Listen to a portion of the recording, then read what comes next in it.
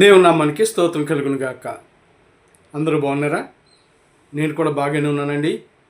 దేవుని యొక్క అత్యంత కృపను బట్టి యూట్యూబ్లోని స్టేటస్లను చూస్తున్నటువంటి మీకు అందరికీ కూడా నా హృదయపూర్వక వందనాలు. ఈరోజు ఒక వాక్యాన్ని మీ మధ్యకి తీసుకొచ్చాను. అదేంటంటే, జ్ఞాని అయినటువంటి సొలొమోన్ రాజు, ఆయన రాజు అయ్యుండి కూడా తన జీవితంలో దేనినైతే ఆయన చూశారో అనుభవపూర్వకంగా చెప్పేటటువంటి మాట ఒకటి ఉంది. ఆ మాట మీకు చెప్పాలని వచ్చాను. కనుక ప్రియులారా, మనం చూసినప్పుడు సామెతల గ్రంథము 27వ అధ్యాయంలో మొదట్లోనే ఇలా కనిపిస్తూ ఉంది. రేపటి విషయము గూర్చి అతిశయింపకము, ఏ దినమున ఏది సంభవించునో అది నీకు తెలియదు. చూసారా?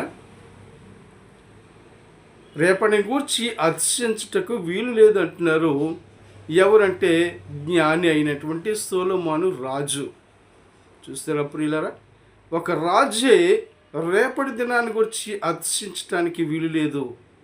ఎందుకంటే ఏ దినమున ఏమి సంభవించునో అది నీకు తెలియదు అంటున్నాడు. నిత్య కదండి, ఆ విషయం నిజమే కదా. ఏ దినమున ఏమి సంభవించబోతుందో అది మనకి తెలియదు.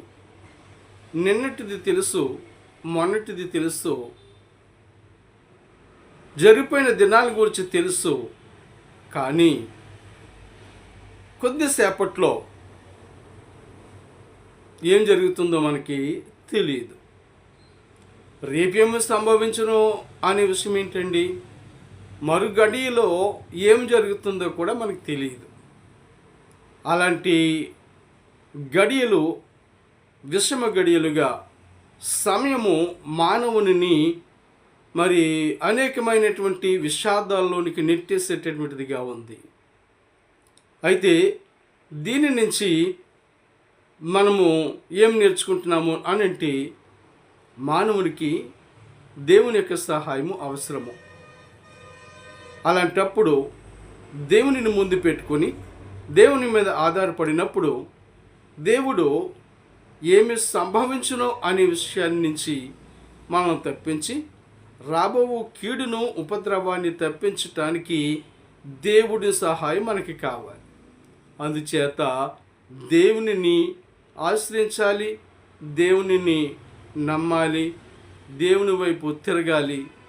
దేవునిని ఆశ్రయించినటువంటి వారికి ఏ మేలు కదువై ఉండదని